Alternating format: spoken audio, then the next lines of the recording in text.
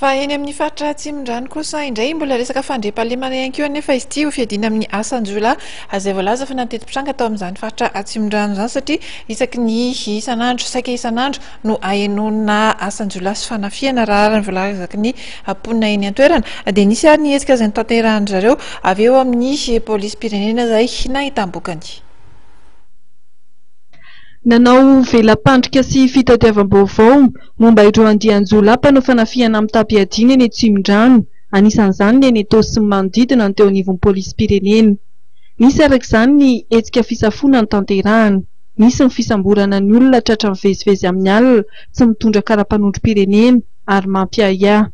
Ny 20 Aogositra lasa teo tokony tamin'ny 3 ora maraina dia folo lahy ny voasambotra tena avara-tetezana.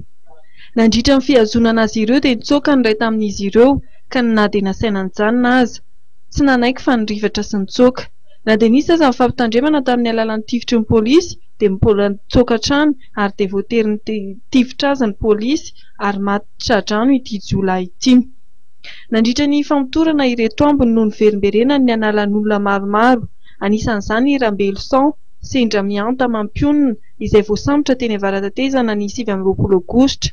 Rakotondramanana Emmanuel sy rakotomanana Jean Fidèle kosa voasambotra teny Ambohimangidy ny sabotsy 3 Aogositra lasa teo.